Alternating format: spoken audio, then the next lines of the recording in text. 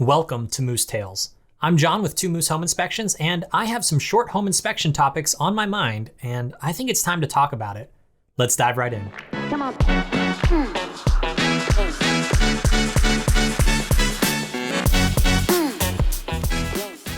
Most insurance companies require a pre-inspection agreement. And you might say, oh, well, I'm a really ethical company. I'm a great guy. I'm here to help out the homeowner. I don't need a pre-inspection agreement. Well, that would be incorrect. You 100% need a pre-inspection agreement. And it's not that this pre-inspection agreement is there to protect the individual, the person who is hiring you. That pre-inspection agreement is to protect you from the person that has hired you to do a job. The reality is that your pre-inspection agreement more than likely limits your client from being able to take action against you. And it's very important because a lot of companies start off and they have a cookie cutter agreement. And that cookie cutter agreement is going to come from their certifying body. It might come from their insurance company. But again, it's cookie cutter. Is it actually effective in your state? Is it not? Have an attorney take a look at your pre-inspection agreement. And don't forget to add things that make sense for you and your business based on the add-on services that you offer, the location that you may be in, or the types of things that may occur while doing a home inspection that you want to protect yourself from. Because again, this is about protecting you. And why is it so important to protect you, the business owner? Well, because I employ people. These people have families. These families have children. And if my business goes under, then we lose all of the employees, their families lose all of that income, and now we have children that have instability. And so I will be damned if missing a dent on somebody's refrigerator is going to result in me losing the business and having all of my employees out on the street without a job. It's just not worth it. So if somebody's having a bad day and they want to pursue litigation over something that is frivolous, well, that's what the pre-inspection agreement is there to help reduce. Now, obviously, that's why we have insurance and that's why we have all these other protections. But the very first step is that pre-inspection agreement. And it's so imperative that you do that because we are protecting the families that work for us. That's all there is to it. That's all you need to know about it because there are a few different types of people. And after years in law enforcement, I have seen people who are just having the worst day of their entire life. And sometimes whenever you buy a home, you could be a person who's having the worst day of your entire life, or you could be a person who has a few of these other things that occur to them. One is being house poor. So let's say that you purchase the house and your lender says you can 100% afford this monthly payment. I'm looking at everything, underwriting took a look at it, everything's gonna be fine. But then it turns out things are a little bit more expensive or the utilities cost a little more. There might be 100 different things. And you're just, at that point, unable to really make ends meet and you feel stuck. So how can you make yourself a little bit of extra cash? Well, if you go to the home inspector and you say, we didn't like all the things that you did and we're gonna cause a ruckus, well then we are going to try to make a couple $100s off you and you better just refund that home inspection even though we got tremendous value, negotiating power, and a whole bunch of other things. We're having a bad day, so therefore you're gonna lose money that you have to spend to keep the business alive and to keep paying your employees. We want that money because we made a bad decision. Okay, well, that is great, but here are the limitations to what you can actually do based off of the pre-inspection agreement. And that's why the pre-inspection agreement is there. Another example is there are people that don't read the fine print.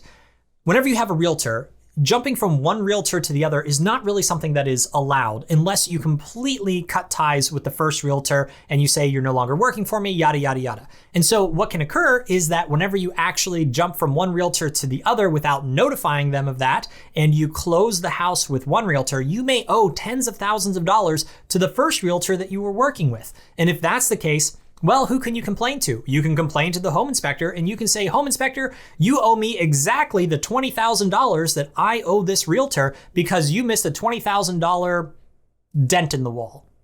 Well, take a look at our fine prints because you didn't read the fine print that was there with your realtor. And it's important for you to understand that no, we are not going to be totally bankrupting our business just because you made a mistake and you did not pay your realtor what was owed.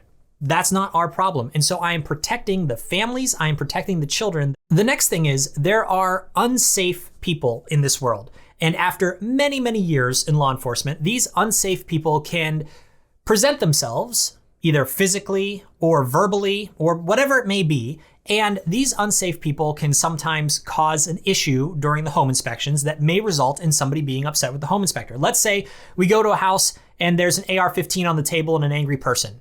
Well, that's happened and we leave the house. Let's say that we go to the house and a neighbor is upset because of a neighbor dispute. We're gonna leave that house. Let's say that we have an issue where a customer just is not being safe.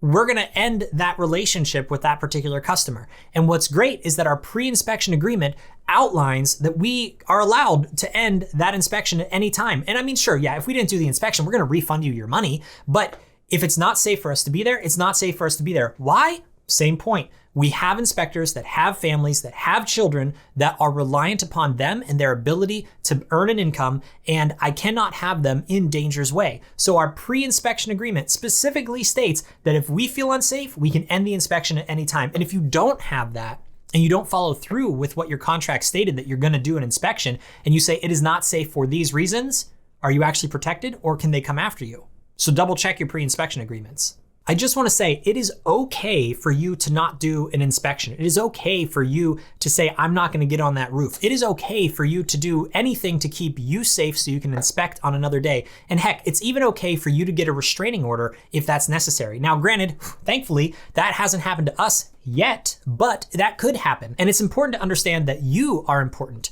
The customer is important, but safety is of utmost importance. And so if a restraining order is necessary because of really unsafe people, then you need to go down that path and don't be afraid as a business owner to protect your people because your people are what are most important. In our pre-inspection agreement, we also have a media release, and that media release is because once we give that inspection report to the realtor and to the buyer, we have no control over all of those photos. So let's say the realtor, well, you have the realtor that has the photos, and now you have that realtor's entire office that has access to those photos. Then you have a listing agent. Perhaps they, as a realtor, might get some of those photos, and now everybody in that office also has all of those photos. We have the buyer who then gave it to their friend or their family member, whatever it may be, and now those people have those photos. A lot of times you're going to use those photos, including our 360-degree photos of the inside of the house with all of the identifying information of the house, a lot of sensitive information more than likely, and that is now going to a contractor. Now this contractor is using those 360 photos to either figure out an interior design or to figure out the number of materials that are needed. And you know what? They might even use those as a before and after source, so that way whenever they say, oh, before, use those 360 images, and then after, take photos themselves. Well, if that ends up being on some of their marketing information, I want to make it very clear, we have no control over whether or not that occurs. And so what we do is we already put into our pre-inspection agreement a full media release. We have no control over what happens to the photos. And if we decide to use it for any of our marketing material, that's perfectly acceptable as well. It is already predefined in the pre-inspection agreements, so that way nobody can come back to us and say, you know, Bob's Plumbing over there used a before and after picture using photos of the inside of my house, and it's on all the marketing, it's on all the social media, it's on all these flyers that are going around the neighborhood, and I feel like my privacy was violated, and that photo was originally taken by Two Moose Home Inspections, and therefore I'm coming after you. Well, thankfully, because of our pre-inspection agreement, that can't happen because they've already signed that the media release, they are absolving us of any wrongdoing with the way in which those photos are presented because we have no control. And I have no way of tracking how those photos got from point A to point X. No idea. So very important to add something like that to your pre-inspection agreement. Obviously, I am not a business attorney, and so it's very important to make sure that you and your attorney are figuring out what language you want to add. What kind of arbitration is there going to be? Is it going to be somebody who knows what home inspections are and what home inspections are not? Are they going to be more in favor of a home inspector or less in favor of a home inspector? What courts can this be tried at? In what level of court is this going to be tried at? Then you might say, okay, well, in addition to that, what's the limitation to financial damages that can be asked by one of your clients that you went to go do a home inspection for if you, heaven forbid, miss something that was actually of importance? And so when we look at these kind of things, there's also the idea of time frame. How long do they have to bring something against you? Statute of limitations are very important to understand because even though there may be limitations by the state, you with your pre-inspection agreement can actually reduce the amount of time that something could be available for a claim. And that's something that you should definitely talk to with your business attorney. What I'm saying is that we are responsible for our employees. We are responsible for making sure that they have a job, that they have an income, that they can then support their families, support their children. And for me, I want to protect my employees because we are going to be ethical. We are going to be doing the right things. We're always trying to look out for our clients. But sometimes people have a bad day. And whenever you have a bad day, it's very easy to find somebody to be mad at and go after them with everything that you have because you don't know what else to do. People are people, and we're not saying that anybody is bad or anybody is being malicious or anything like that. And thank goodness that we have had really good relationships with all of our clients, and we haven't had to take anything to court yet. But statistically, it will happen, and it will happen someday. And for you, it may happen sooner, it may happen later.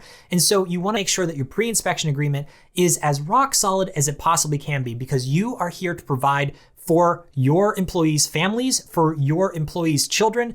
And it's just so important. And I don't want somebody's bad day to completely bankrupt the business and put my employees out on the street. That's what I care about. And that's a pod. Thanks for listening to Moose Tales. This short home inspection topic was brought to you by Two Moose Home Inspections and was intended for entertainment purposes only.